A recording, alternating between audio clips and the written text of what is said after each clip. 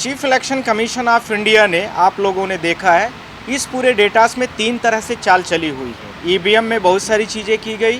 दीमा district में वहाँ पर बहुत बड़े लेवल पर हुआ है। उसमें टोटल वोट ही 90 मतदाता ही हैं और टोटल वोट उसमें निकल के आई 171।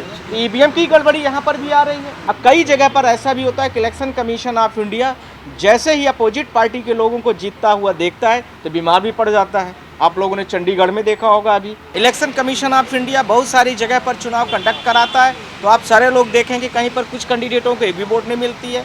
कहीं पर आपने देखा कि जितना टोटल वोट 90 है तो उसमें 171 वोट आ जाती है। कहीं पर आप सारे लोगों ने देखा है कि टोटल वोट का कैलकुलेशन ही पूरा गड़बड़ है। मध्य प्रदेश, छत्तीसगढ़, राजस्थान का मैंने दिया है डेटा आपको। जो हम इलेक्शन कमीशन ऑफ इंडिया जो 5 राज्यों का चुनाव और उसका रिजल्ट डिक्लेयर किया है 3 दिसंबर 2023 को, 3 दिसंबर से हमारे प्रेस के साथियों ने जिस तरह से जनता तक chief election commission of India की गड़बड़ियों को दिखाया है, उससे नई नई चीज़ें निकल करके जनता के समक्ष पर आज पूरे देश में पूरे व्यापक तरीके से फैल चुकी हैं। सोशल मीडिया ने जिस तरह से काम किया है वह लोकसभा में माननीय सांसद जी महोदय के द्वारा और जनता के द्वारा जो आप लोगों के माध्यम से आवाज़ पहुंच रही है, वह पूरे देश के लिए एक बहुत बड़ा विषय है और गौरव का विषय है। इसलिए मैं अपने सारे प्रेस के साथियों को बहुत बहुत हार्दिक चौथा जिस तरह से स्तंभ का काम किया है उसके लिए नमन भी करता हूँ। अब आ रहा हूँ अगले बिंदु पर। Chief election commission of India ने, आप लोगों ने देखा है, इस पूरे डेटास में 3 तरह से चाल चली हुई है। पहला, इन्होंने चुनाव के दौरान पर बहुत सारी गड़बड़ियाँ की। दूसरा, ईवीएम में बहुत सारी चीज़ें की गई। तीसरा, जो इन्होंने डेटा प्रोड्यूस किया उस पर भी की गई। और चौथा, इन्होंने election commission of India EVM को लेकर के बहुत सारी चीज़ों को जो खुलासा नहीं कर रहा उसको भी लेकर के है। हम क्रमशः एक एक बिंदु पर बात करना शुरू कर रहे हैं। 15,000 कंप्लेन जब मैंने चीफ जस्टिस ऑफ इंडिया के घर में ले जा करके आप लोगों की मीडियाज़ के माध्यम से पूरे भारत देश में देखा कि चीफ जस्टिस ऑफ इंडिया जिस समय पर 3 दिसंबर को पूरे भारत देश में यानी 5 राज्यों मध्य प्रदेश, छत्तीसगढ़, राजस्थान 5 राज्यों में चुनाव की काउंटिंग हो रही थी, उस दिन हम जाकर के honourable chief justice of India से उस लेटर पिटीशन के थ्रू पर उसको हमने पब्लिश किया। वो 15,000 कंप्लेन ईवीएम से रिलेटेड थी, वो 15,000 कंप्लेन वोटिंग के रिलेटेड थी, वो 15,000 किसी स्पेसिफिक कैंडिडेट्स की नहीं थी, वोटरों की थी, या हो सकता है कि स्पेसिफिक पार्टी से नहीं या लोगों से संबंधित थी, पर वो सबसे जुड़ी हुई थी जिसमें फ्री और फेयर इलेक्शंस नहीं हुआ, जिसको लेकर के वो 15,000 एप्लीकेशन मध्य प्रदेश के इलेक्शन कमीशन के पोर्टल में पड़ी थी। वो ऑनलाइन थी। ऐसे ही ऑफलाइन की बहुत सारी थी जिनका अनकाउंटेबल डेटा था। दस I am proceeding year uncountable, जिसका हमारे पास कोई डेटा नहीं है। ये मध्य प्रदेश 230 विधानसभा का चुनाव इसी प्रकार से किया इन्होंने, पर कोई सुनवाई नहीं की जनता की। इसी तरह से 90 विधानसभा छत्तीसगढ़ का किया, पर वहाँ भी कोई सुनवाई इन्होंने नहीं किया। इसी तरह से इन्होंने 199 विधानसभा राजस्थान का किया, पर उसकी भी कोई सुनवाई नहीं किया। तो हम चीफ जस्टिस ऑफ इंडिया के घर में गए और उन्होंने लेटर पिटीशन के माध्यम से सू मोटो लेने का जो हमें कोर्ट के थ्रू से आश्वासन मिला। फिर हम रेट पिटीशन पर आए और रेट पिटीशन से उसमें डायरेक्शन हुआ, प्रॉपर पिटीशन एडमिट हो गई, सुनवाई उसमें आ गई। अब आ रहा हूँ दूसरी बात पर। ध्यान रखने की ज़रूरत है कि इलेक्शंस के दौरान पर जो ईवीएम में गड़बड़ियाँ थी, इन रेगुलरीज ईवीएम को लेकर के थी, बोर्ड कास्टिंग को लेकर के थी, और इसके साथ में और उससे विभिन्न तरीके के जो टेक्निकल मुद्दे थे उससे जुड़े हुए थे। पर इन्हीं के साथ में एक नया चरण खुल के आया, जो मध्य प्रदेश छत्तीसगढ़ में चुनाव को लेकर के रिजल्ट डिक्लेयर्ड हुए, उनमें पूरा का पूरा डिजिटल डेटा ही इनका ख़राब था, जिसको लेकर के मैंने आप लोगों को बुलाया आज। और आप लोगों के माध्यम से मैं यह भी बताना चाहता हूँ कि 16 दिसंबर को मैं honourable election commission of India के घर मतलब ऑफिस में जा कर के उन्होंने हमें बुलाया और उसके साथ में हमने उनको इस डेटा को दिया कि इन जो 5 राज्य हैं, 5 राज्यों में से 3 राज्यों हिंदी भाषी राज्य हैं। आप लोगों के सामने आप लोग देख सकते हैं, ये आप लोगों के सामने मैं इसको दिखाना भी चाह रहा हूँ, आप लोग इसको देख लीजिए सारे लोग। यह डेटा है 16 जनवरी का। 16 जनवरी को हम इलेक्शन कमीशन ऑफ इंडिया के पास गए और हमने बोला कि मध्य प्रदेश, छत्तीसगढ़ और राजस्थान जैसे तीनों राज्यों में अलग अलग लेवल पर जो टोटल वोट पड़ी है और टोटल वोट्स ऑफ जो मार्जिन है उनमें काफ़ी बड़े लेवल पर डिफरेंसेस है, अंतर है। उस अंतर को आप वेरीफाइड कर लीजिए। ध्यान रखने की ज़रूरत है। मैंने इलेक्शन कमीशन को बोला है कि जहां गड़बड़ियां है उसको आप सुधार लीजिए, या जहां पर आपको लगता है कि सुधार में वहां पर चुनाव कराने की गुंजाइश है वहाँ सुधार चुनाव करा लीजिए, या ऑर्डर फॉर टोटल लगती है गड़बड़ियाँ टोटल वोट में, टोटल वोट की कैलकुलेशन में, तो पूरा का पूरा आप लोगों के सामने मैंने इस एप्लीकेशन का नंबर और एप्लीकेशन के साथ में स्टेटस भी दे दिया हूँ। अब इलेक्शन में गड़बड़ियाँ क्या हुई हैं मैं आपको सामने यह बोलना चाहता हूँ। मैं एक छोटा सा राज्य राजस्थान की बात करना चाहता हूँ। राजस्थान में कुल मिला के जो टोटल वोट्स पड़ती है और जो टोटल लीड्स होती है और टोटल मार्जिन होती है, इन्हीं तीनों के बीच का बड़ा खेला है। टोटल राजस्थान में जो सीट है 199 सीट हुई, जिसमें से जो कांग्रेस ने जीता है, कांग्रेस को उसमें मिली हुई है, बीजेपी को मिली है 115 सीट, और इसके साथ में कांग्रेस को जो मिला हुआ है उसमें है 69 सीटें। ठीक, यानी 119 सीटों के चुनाव में 115 सीट बीजेपी जीत जाती है, 69 में कांग्रेस जीत जाती है। 115 सीट में कुछ न कुछ डिफरेंसेस रहा होगा, जाहिर सी बात है, और कंटेस्टिंग पार्टी वहाँ कांग्रेस है, ये भी ध्यान रखने की जरूरत है। यदि दूसरी पार्टी कोई कंटेस्ट की है तो हमने जो लीड्स का मार्जिन दिया है वो कांग्रेस और भाजपा के बीच का लिया है, ये भी ध्यान रखने की ज़रूरत है। तो लीड्स का जो डिफरेंसेस है, यानी जहाँ पर कांग्रेस ने भी फाइट की है, मान लीजिए दूसरी कोई और पार्टी है या कांग्रेस कहीं पर फाइट विन की है पर वहाँ पर दूसरी कोई पार्टी नहीं, बीजेपी कंटेस्टिंग नहीं रही, तो जहाँ बीजेपी और कांग्रेस के दोनों के बीच का ही मार्जिन मैंने लिया है, यह भी मैं आप लोगों के सामने स्पष्ट करना चाहता हूँ। क्योंकि कई जगह इंडिपेंडेंट भी जीतते हैं, कई जगह इंडिपेंडेंट या दूसरे कंटेस्टिंग पार्टीज़ भी उसके साथ में आती हैं, तो यह भी होता है। इसके साथ में राजस्थान में 115 सीटों का जो चुनाव बीजेपी जीती है उसमें इसको टोटल वोट्स मिलती है 44 लाख। कितना मिल रही है? 44 लाख। वो लीड्स है, लीड्स की वोट है, इतनी वोट वो पाती है लीड्स में। कांग्रेस पाती है 28 लाख के आसपास, 28 लाख के आसपास में कांग्रेस पाती है। अब इन टोटल वोट्स का जो डिफरेंसेस आता है वो आ रहा है 16 लाख के आसपास में। कितना है? लमसम 16 लाख है।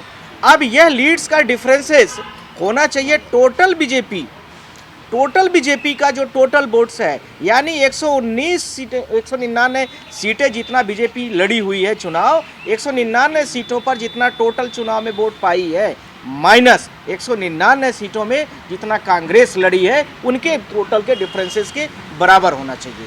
तब आप लोग सोच रहे होंगे कि टोटल वोट बीजेपी जो है और कांग्रेस पाई कितना है, तो वही मैं आपको बताना चाहता हूँ। बीजेपी जो पा रही है 199 सीटों पर टोटल्स पा रही है 1,65,00,000, 1,65,00,000, और जो भाजपा पा रही है 1,56,00,000। तो दोनों के बीच का डिफरेंसेस जो आ रहा है लमसम आ रहा है 9 लाख के आसपास पे है। यह 9 लाख का डिफरेंसेस आता है इनके बीच का। अब यह 9 लाख का डिफरेंसेस इक्वल किसके होना चाहिए? लीड्स के, ध्यान रखने की जरूरत है। तो leads does not equal to the total differences of the votes in between the BJP and Congress. Point number 1. Point number 2, that the BJP election commission of India भी कहती है कि बीजेपी गवर्नमेंट राजस्थान में 2% के मार्जिन से जीत जाती है। तो 2% का मार्जिन का मतलब आप लोग सारे लोग जानते हैं कि 2% का हाफ कितना होता है? 1% होता है। तो 2% की लीड से जीतती है बीजेपी, तो 2% बराबर यहाँ पर कितना हो रहा है? 9 लाख के आसपास। जो आपको डिफरेंसेस मैंने बताया, total BJP minus total Congress का डिफरेंसेस 9 लाख के आसपास का आता है। तो 9 लाख जो है तो 2% है, तो आप लोग सारे लोग बताइए 1% बराबर 4.5 लाख हुआ।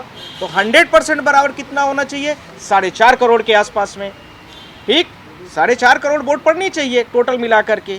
तो हमने 199 विधानसभा में Bhajpa plus Congress plus others, यानी अदर्स का मतलब जो इन दोनों पार्टियों को छोड़ करके भी बहुत सारे लोग लड़े चुनाव, बहुत सारी पार्टीज थी, बहुत सारे इंडिपेंडेंट्स कैंडिडेट थे, उन सारे लोगों का भी जोड़ देता हूँ तो 3,96,00,000 वोट पड़ती है।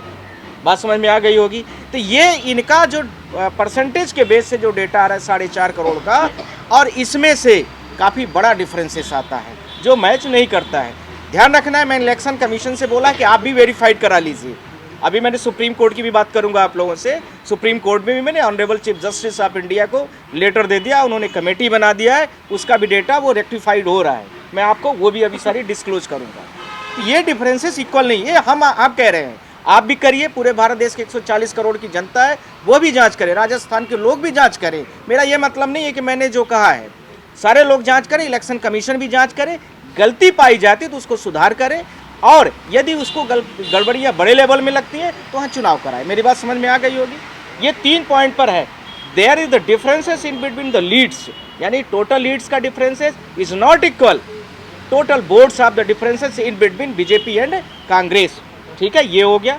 दूसरा, टोटल वोट्स का जो आ रहा है इनका टोटल वोट्स विधानसभा वाइज जब मैं चलता हूँ 199 विधानसभा में टोटल वोट 3,96,00,000 के आसपास पड़ रही है, पर बीजेपी को जो इनका इलेक्शन कमीशन का डेटा है उसके आधार पर 4.5 करोड़ जाती है। यह एक जांच का विषय है, इसको ये जांच करें अपने तरीके से। पॉइंट नंबर 1 ये होगा एक राज्य की बात। अब आ रहा हूँ मैं मध्य प्रदेश की बात करूँगा, बाकी एमपी साहब भी आपसे बहुत सारी बातें करेंगे, ध्यान रखना है। मध्य प्रदेश में 230 विधानसभा का चुनाव होता है, 163 विधानसभा बीजेपी जीत जाती है। ध्यान रखना, राजस्थान में आप लोगों को कोई दिक्कत तो नहीं है ना, कुछ किसी को पूछना होगा तो लास्ट में आप लोग सारे लोग पूछ लेना, कोई दिक्कत नहीं। 163 विधानसभा 230 में से बीजेपी जीतती है, और इसके साथ में 66 विधानसभा कांग्रेस जीतती है। एक आध विधानसभा में शायद इंडिपेंडेंट या कुछ और जीत गए हैं। अब इसमें से 166 विधानसभा जितने बीजेपी जीतती है उसमें से ये 166 की लीड्स कितनी पाई, यानी कितने वोट से आगे रही बीजेपी कांग्रेस से, और जो 66 विधानसभा कांग्रेस जीतती है उसकी कितनी रही है। तो 2 पार्ट हो गया। फिर इसी को टोटल लीड्स माइनस कांग्रेस की टोटल लीड्स करेंगे, यानी बीजेपी की टोटल लीड्स माइनस कांग्रेस की टोटल लीड्स। ये देखिए कितना टोटल लीड्स आ रही है 230 विधानसभा की, बीजेपी की 43 लाख है, 43 लाख के आसपास में। और जो टोटल बीजेपी कांग्रेस का आ रहा है वो भी लमसम आ रहा है 9 के आसपास में। इन दोनों के बीच का जो डिफरेंसेस है वो आ रहा है 34,50,000। ध्यान रखना है, मैं जो डेटा बोल रहा हूँ आप लोग भी चेक करिए, इलेक्शन कमीशन भी करे, सुप्रीम कोर्ट भी करे, भारत देश का प्रत्येक नागरिक करे, सबका मौलिक अधिकार है। मैं इसलिए बार बार बोल रहा हूँ, मैंने बार बार किया है अपनी तरीके से, मैंने 10 बार किया और कराया भी है। अब इसमें 34,50,000 वोट मिलती है, डिफरेंसेस है लीड की बीजेपी की ज़्यादा। अब टोटल वोट कितना पड़ रही है मध्य प्रदेश में, बीजेपी ने कितना पाया 230 विधानसभा में, यानी 229 विधानसभा में, वो देख लीजिए 2,11,00,000 ये बीजेपी की वोट्स है, माइनस 1,75,00,000 ये कांग्रेस की वोट्स हो गई। दोनों को सब्सट्रैक्ट कर देता हूँ, यानी माइनस कर देता हूँ, तो वो आता है 3,03,00,000 के, sorry 35 lakh, really sorry by mistake, 35,34,000 के आसपास आता है। ये डिफरेंसेस दोनों में नहीं होना चाहिए। क्या होना चाहिए? मैच होना चाहिए। लीड्स भाई इसी में इंक्लूड है, किस में इंक्लूड है? टोटल वोट में इंक्लूड है, और ये टोटल वोट्स का डिफरेंसेस इक्वल होना चाहिए टोटल लीड्स के डिफरेंसेस के। वो मैच नहीं है यहाँ पर भी, यहाँ पर डिफरेंसेस 1 लाख से ऊपर का जा रहा है। तो जब ये इलेक्शन कमीशन ऑफ इंडिया कहती है कि 2 + 2 = 4 होता है, और हम भी जानते हैं, आप भी जानते हैं, तो total differences of the vote, और कहते हैं कि ईवीएम एक कैलकुलेटर है, तो ईवीएम एक कैलकुलेटर है, तो ये डिफरेंसेस क्यों इतने लंबे लेवल पर आ रहे हैं? इसका प्रश्न का जवाब उनको देना चाहिए। ये हो गया दूसरा।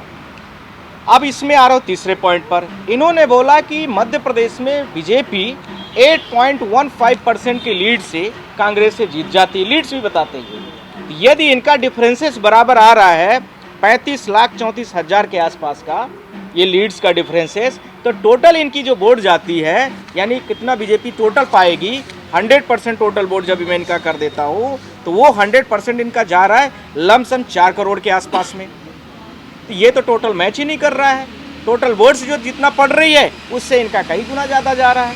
तो टोटल वोट कितनी पड़ रही है? टोटल वोट इनकी आ रही है 4 करोड़ के 33 लाख के आसपास में, ये जो बीजेपी कहती है, सॉरी, और जो इसमें आ रहा है वो 4 करोड़ 21 लाख के आसपास में आ रहा है। तो 11 लाख का यहाँ पर डिफरेंसेस है। तो कैलकुलेटर में या तो गलती है या तो इलेक्शन कमीशन के डेटा में गलती है। इसीलिए मैंने जांच करने के लिए और उसको फिर से मिलाने के लिए, इसीलिए मैंने सारे पब्लिकेशन को इकट्ठा करके आप उसको रेक्टिफाइड कर लीजिए। गलत है तो आप उसको सुधारिए, या पूरे भारत देश की जनता उसको देखे और वो भी सुधार करे। मध्य प्रदेश के लोग, हम सारे लोगों से भी अपील करूँगा वो भी चेक करें।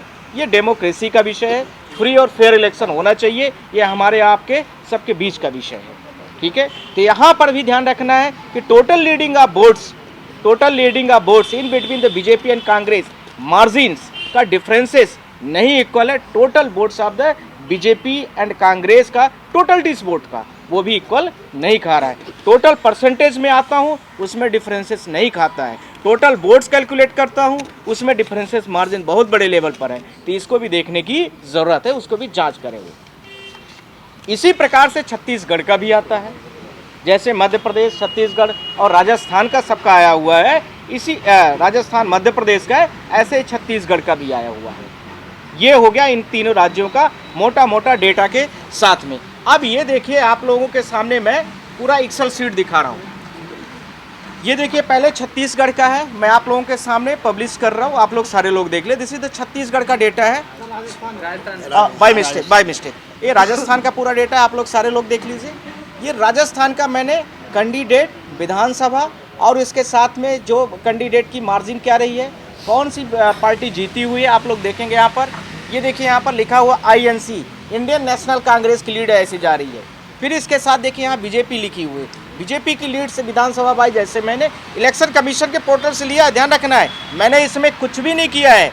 इलेक्शन कमीशन में भी आपको ऐसे मिलेगा भी, ये हमने इसकी PDF भी बना के रख लिया है। इलेक्शन कमीशन यदि कुछ अपडेट करता है तो हमारे डेटा से डिफरेंसेस उसको समझ में आना चाहिए, कि हो सकता है डेटा बदल दे, पता चले कल को, हमारे एविडेंसेस होना चाहिए। अब ये टोटलिटीज जो है, ये देखिए टोटलिटीज मैंने यहाँ पर है, ये आप लोग सारे लोग देख सकते हैं, बाय मिस्टेक सॉरी। ये देखिए यहाँ पर टोटल ये आ रहे, इधर से जो आ रहा है, ये कांग्रेस का लीड्स हो गया यहाँ पर, और ये देखिए यहाँ पर बीजेपी का, और यहाँ पर ये टोटल्स यहाँ पर आ गए इन दोनों के बीच का। अब इसके साथ में टोटल इधर आ गए, सारी चीज़ें देख लीजिए आप लोग। टोटल ये बीजेपी, ये कांग्रेस और ये टोटल अदर्स का मतलब जो और कंटेस्टिंग कैंडिडेट्स थे, तो इनकी टोटलिटीज तीनों की मिला करके जितना वोट पड़नी चाहिए 3 करोड़ मैंने आप लोगों को बोला है, 3 करोड़ 96 लाख, ये देखिए यहाँ लिखा हुआ है। ये एक्सेल शीट कंप्यूटर से ऐड है, मैंने कुछ भी नहीं किया है। 3 करोड़ 96 लाख होती है और इनके हिसाब से 4.5 करोड़ जाती है। ये राजस्थान का, ये मैंने इलेक्शन कमीशन को दिया है, ध्यान रखना है।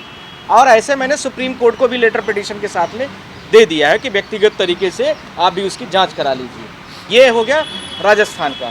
सिमिलरली मैं अब मध्य प्रदेश की बात करना चाहता हूँ। अब मध्य प्रदेश का देखिए, 230 विधानसभा का डेटा है, ठीक है। 230 विधानसभा में आप देखिए, यहाँ पर भाजपा, यहाँ पर पूरे कैंडिडेटों के नाम यहाँ लिखे हैं। यहाँ पर देखिए कौन विन किया है, कौन ट्रायल्ड किया, यानी कौन उसके पीछे लगा था, दूसरी पार्टी कौन थी। इसके साथ देखिए INC लिखा हुआ है, इंडियन नेशनल कांग्रेस। फिर देखिए इसके साथ बीजेपी लिखी लीड्स, इन दोनों का टोटलिटीज यहाँ पर लीड्स आएगी। इन दोनों के टोटल लीड्स का डिफरेंसेस यहाँ पर, ये टोटल वोट, ये बीजेपी की टोटलिटीज लिखा है, यहाँ देखिए कांग्रेस की टोटलिटीज लिखा है, आप लोग देख लीजिए सारे लोग। इन दोनों की टोटलिटीज डिफरेंसेस, इधर टोटल वोट्स लिखे हुए हैं और इधर ध्यान रखना है लीड्स का लिखा हुआ है। इन दोनों के बीच का डिफरेंसेस इक्वल होना चाहिए, जो नहीं है, ठीक, ये होगा। इसी प्रकार से मैंने छत्तीसगढ़ का भी डेटा दिया है। अब इनके साथ में मैंने सुप्रीम कोर्ट, जब इलेक्शन कमीशन ऑफ इंडिया ने 16 तारीख को इस पे मैंने दिया एप्लीकेशन, कुछ कार्यवाही नहीं की, तो मैंने honourable chief justice of India के जो स्टाफ जनरल रजिस्ट्रार होते हैं उनको मिलने के लिए हम लोग मिलते हैं, तो फिर मैंने उनको प्रॉपर लेटर बनाया और उस लेटर पब्लिकेशन के साथ में मैंने इलेक्शन कमीशन का जो डेटा था, मैंने बोला ऑनरेबल चीफ जस्टिस से ये मेरा रिक्वेस्ट है कि ये इस तरह से डेटा वेरिएबल डेटा आ रहे हैं, तो इसका एक बार जांच करा ले। हो सकता है मैं भी गलत हो सकता हूँ, ध्यान रखना है, क्योंकि 519 विधानसभा हुई, तीनों राज्यों का मैं मिला करके 519 विधानसभा हूँ, तो इन 519 विधानसभा का पूरा डेटा है और उसमें कैलकुलेशन ये आ रही है। इलेक्शन कमीशन को भी मैंने दे दिया है, उसने अभी तक कोई रिप्लाई नहीं दिया है। और ऑनरेबल चीफ जस्टिस पूरे देश के डेमोक्रेसी के रक्षक हैं, उनको भी इस चीज़ को देखना चाहिए। और आपके माध्यम से पूरे भारत देश की जनता को मैं कहना चाहता हूँ कि तीनों राज्यों के चुनाव में जो गड़बड़ियाँ, मैं अभी गड़बड़ी कह रहा हूँ, हो सकता है कि वो सही चीज़ें जब आ जाएंगी तो वो चीज़ें बाय मिस्टेक अलग से हो सकती है। तो ये सारी चीज़ों को अलग अलग तरीके से उसको चेक कर ले, सारे भारत देश की जनता उसको चेक कर, ये मेरा हर बार कहना है। और जितनी मैंने प्रेस कॉन्फ्रेंस की है, हमेशा यही बोला है कि इलेक्शन कमीशन से भी मिस्टेक हो सकती है, सारे डेटास को सब लोग चेक करें, ये सबका मौलिक अधिकार है और कानूनी भी अधिकार है। अब मैं आ रहा हूँ दूसरे पक्ष पर, ये डेटा की बात हो गई। अब दूसरा पक्ष इसका ये आ रहा है, इलेक्शन कमीशन ऑफ इंडिया, आप सारे लोग देखेंगे कि भारत देश में ये सारी चीज़ें जितना मैंने डेटा दिया है, वो एक यदि कैलकुलेटर है इलेक्शन कमीशन ऑफ इंडिया का EVM मशीन, तो वो इक्वल डेटा देना चाहिए, तो EVM क्यों नहीं दे रहा है? जितना टोटल वोट्स पड़ती है मार्जिन और टोटल डिफरेंसेस, वो क्यों नहीं इक्वल है? दूसरा, इसका जो ओपन लैंग्वेज है, यदि किसी को ईवीएम मशीन दे दी जाए, जो लोग प्रोग्रामिंग करते हैं मशीन में, तो वो अपने हिसाब से प्रोग्रामिंग की कोडिंग डाल करके कर सकते हैं, पर इलेक्शन कमीशन ऑफ इंडिया नहीं देती है। जैसे मोबाइल में मैं अभी कैलकुलेटर खोलूँगा तो कैलकुलेटर चलेगा, मैं आप लोगों को फ़ोन लगाना चाहता हूं तो आप लोगों को लगाऊंगा, ऐसे उसमें भी प्रोग्रामिंग होती है। वह प्रोग्रामिंग के लिए इलेक्शन कमीशन ऑफ इंडिया, जो भारत देश के बड़े बड़े इलेक्शन सॉफ्टवेयर हैं, सॉफ्टवेयर के हैकर्स हैं, जो सॉफ्टवेयर की कोडिंग डालते हैं, उसका डेटा वो क्यों नहीं देती है। दूसरा प्रश्न आप लोगों के माध्यम से मैंने यह भी बोला है, इसका प्रमाण सबसे बड़ा आप 2-3 अभी देख सकते हैं करंट में, मैं आप लोगों के माध्यम से बोला भी हूँ। कई बार कुछ कैंडिडेट ऐसे हैं कि वो कहते हैं कि मेरी ओन पोलिंग में ही मुझे एक भी वोट नहीं मिला है, जिसका उदाहरण छत्तीसगढ़ का मैंने दिया था। कुछ अभी जीतता जागता उदाहरण आप लोगों ने, असम में एक चुनाव हुआ है और असम का एक ज़िला है दीमा डिस्ट्रिक्ट में, वहाँ पर बहुत बड़े लेवल पर हुआ है। उसमें टोटल वोट ही 90 मतदाता ही हैं और टोटल वोट उसमें निकल के आई 171। ईवीएम की गड़बड़ी यहाँ पर भी आ रही है। ये सारी चीज़ों के साथ में मैं आप लोगों से, अब कई जगह पर ऐसा भी होता है कि इलेक्शन कमीशन ऑफ इंडिया जैसे ही अपोजिट पार्टी के लोगों को जीतता हुआ देखता है तो बीमार भी पड़ जाता है। आप लोगों ने चंडीगढ़ में देखा होगा, अभी हाल ही में चुनाव चल रहा था और बहुत बड़े न्यूज़ ने पब्लिश किया है कि और अलायंस के लोग जीतना शुरू कर दिए तो वहाँ पर जो है तो वो बीमार हो गया है। तो ये इलेक्शन कमीशन जो है इन आधारों पर मुझे लगता है कि एक पक्षी कार्रवाई करना चाहता है। अब मैं आपसे अगला पूछना चाहता हूँ, ये डॉक्यूमेंट्स में क्यों नहीं देना चाहते हैं। मेरे 5-6 सवाल और आए हैं और इसको मैं ईवीएम की एक पिटीशन में लेके आ रहा हूँ, उसमें मैं आप लोगों के माध्यम से इस देश की जनता को और आप सबको यह बोलना चाहता हूँ कि मेरे फैक्ट्स क्या क्या हैं ईवीएम को लेकर के, वो भी सुन लीजिए। इसमें माइक्रो कंट्रोलिंग एक यूनिट्स होती है, माइक्रो कंट्रोलिंग यूनिट्स बनाने वाली जो भारत देश में चीज़ें हैं वो एक कंपनी भेल है, आप लोग जानते ही हैं, दूसरा ECIL है। इसको बनाने वाला व्यक्ति जो है उनके नाम क्यों नहीं पब्लिश करते हैं। दूसरा, ये इलेक्शन कमीशन ऑफ इंडिया इतने बड़े देश का चुनाव कराता है तो इनका पूरा डेटा क्यों नहीं पब्लिक डोमेन में सर्किट में पूरी चीज़ों को देता है। RTI के अंडर में भेल को और ECIL के जो चुनाव को लेकर के, इलेक्शन कमीशन को लेकर के जो EVM और VVPAT मशीन को प्रोड्यूस करता है, बनाता है, डिलीवर्ड करता है, उसमें क्या डेटा डाली गई है, कौन सी, जब 2+2 = 4 होता है, यही EVM का काम है, तो फिर इतना क्यों, उसमें कौन सा सॉफ्टवेयर डाला गया है कि उसको आप पब्लिक डोमेन में नहीं देना चाहते हैं। ये मेरा अगला सवाल है उनसे। इसके साथ में neither they nor the election commission have the place the public domain, ये न तो देना चाहते हैं और न ही ये दिखाना चाहते हैं। क्या नहीं दिखाना चाह रहे हैं, भेल से जो चिप बनाई जाती है, भेल से जो EVM बनाई जाती है, ECI से जो उसके साथ में बहुत सारी मैन्युफैक्चरिंग यूनिट दी जा रही है, तो उसको पब्लिक डोमेन में क्यों नहीं देते हैं। आप लोग विश्वास नहीं करेंगे, ऑस्ट्रेलिया जैसी कंट्रियों में भी चुनाव होता है, वो 1 हफ्ते पहले ही पूरा सारी चीज़ें, circuit, EVM numbers, VVPAT number, क्या जो भी है सारी चीज़ों को पब्लिश कर देते हैं और वो सर्किट के बारे में भी बता देते हैं। तो यह भी मेरे अगली जो प्रेडिक्शन EVMs को लेकर के है वह भी है, इसी से जुड़ा हुआ अगला मुद्दा है। उसमें इंजीनियर्स का नाम भी दिया जाता है कि फला इंजीनियर ने कोडिंग डाली है और वो गवर्नमेंट बॉडी का ही व्यक्ति होगा, और इसके साथ में नेम उसका क्या है, उसका डेजिग्नेशन क्या है, किस लैंग्वेज को यूज किया गया है, यह भी बताया जाता है। तो ये भारत देश के पूरे जनता का कॉन्फिडेंस का विषय है। उस कॉन्फिडेंस के विषय को इस तरह से इलेक्शन कमीशन ऑफ इंडिया जो है तो क्यों नहीं करती है। इसके साथ में भारत देश में जो चुनाव अभी किए गए उनका डिस्पैच नंबर भी मैंने बोला है, EVM नंबर के साथ में जो डिस्पैच नंबर होता है, इलेक्शन के जो ऑफिसर होते हैं उनके जो नंबर हैं, उनका डेजिग्नेशन है, कौन से व्यक्ति ज़िले पर कैसी EVM को लेके आया है, उसका डिस्पैच नंबर क्या है, कौन सी कोडिंग डाली गई है, EVM को जो यूज की गई है, कौन सा सर्किट यूज किया गया है, इन सारी चीज़ों को लेकर के भी मैंने इलेक्शन कमीशन ऑफ इंडिया को रिक्वेस्ट किया हूँ। इसके साथ में सुप्रीम कोर्ट ऑफ इंडिया कहता है कि supreme court of India has implied this principle as the basis of the people rights to know everything that the elections and did not uploaded. हर तरीके की जानकारी को लेकर के सुप्रीम कोर्ट ने पूरा हमें डायरेक्शन दिया है कि आपको सबको पावर है कि इलेक्शन से रिलेटेड जितनी चीज़ें हैं आप उसको पब्लिक डोमेन में दीजिए और वो दिखाइए, पर ये ऐसा नहीं कर रहे हैं। ये कंटेम्प्ट ऑफ पिटिशंस का मामला है, तो अगला हमारा ये भी स्टेप्स है। फिर इसके साथ में उन्होंने बोला कि must be examine to be entire tools which is the use in election commission. जितनी भी चीज़ें ये यूज कर रहे हैं उनको भी जांच करने का हमारा आपका कानूनी अधिकार है। तो हमारा अगला उस पर भी प्रेयर है, ध्यान रखना। उसमें माननीय आदरणीय सांसद जी के नेतृत्व में ही हम लोग इसमें भी काम कर रहे हैं और करेंगे भी। फिर उसके साथ में और भी बहुत सारी चीज़ें हैं। तो इन सारी चीज़ों को लेकर के मैंने आप लोगों को बुलाया हुआ था कि ये डेटा नहीं सही है। इलेक्शन कमीशन ऑफ इंडिया जो टूल्स यूज करता है उनको मैं मांगता हूँ तो वो देना नहीं चाहते हैं। इलेक्शन कमीशन ऑफ इंडिया बहुत सारी जगह पर चुनाव कंडक्ट कराता है, तो आप सारे लोग देखेंगे कहीं पर कुछ कैंडिडेटों को एक भी वोट नहीं मिलती है। कहीं पर आपने देखा कि जितना टोटल वोट 90 है तो उसमें 171 वोट आ जाती है। कहीं पर आप सारे लोगों ने देखा है कि टोटल वोट का कैलकुलेशन ही पूरा गड़बड़ है। मध्य प्रदेश, छत्तीसगढ़, राजस्थान का मैंने दिया है डेटा आपको। तो वो इलेक्शन कमीशन को सुधारने के लिए भी मैंने बोला है कि इसको आप डेटा को अपलोड करिए, सही करिए, चेक करिए, जाँच करिए। ये सारी चीज़ों को लेकर के हम सारे लोगों ने बोला है। इसमें माननीय आदरणीय हमारे सांसद, हमारे सबके बड़े जो है तो माननीय राजमणि पटेल साहब भी काफ़ी बड़ा सहयोग दिए हैं। तो अब यदि वो कुछ बोलना चाहते होंगे तो श्रीमान जी से भी मैं निवेदन करूंगा कि वो भी बोलेंगे। पर ये लेकर के मैंने ऑनरेबल जो supreme court chief justice of India है, ध्यान रखना, जनरल रजिस्ट्रार, और उसमें mister Pradeep Kumar, honourable justice, मैं आप लोगों को नाम भी बोल रहा हूँ, ऑनरेबल जस्टिस प्रदीप लांगड़े जी है, और उनके उसमें वो पूरा डेटा कैलकुलेशन चल रहा है कि इलेक्शन कमीशन का जो मेरा डेटा दिया हुआ है तो उसमें क्या एग्जामिन है, क्या है अभी फैक्ट्स जो मैंने दिया है, वो कितनी उसमें चीज़ें आए हैं निकल के, और इलेक्शन कमीशन को तो भी आपको मैंने दिखाई दिया है। अगली मेरी रणनीतियों पर यह है कि यह पूरा का पूरा इलेक्शंस गड़बड़ियाँ जो डेटा है उसको सुधारे, और नहीं तो ये सारी चीज़ें हम सुप्रीम कोर्ट में जैसे दिए हैं उनको एग्जामिन पर और उसके आधार पर हम पिटीशन पर आएंगे। नेशनल दस्तक की आपसे गुजारिश है कि अगर इसको बचाना चाहते हैं तो नेशनल दस्तक को सब्सक्राइब करने के लिए रेड कलर के सब्सक्राइब बटन को दबाएं, फिर बेल आइकन की घंटी दबाएं। नेशनल दस्तक को बचाने के लिए बहुत जरूरी है कि हर खबर को शेयर करें, लाइक करें, कमेंट जरूर करें।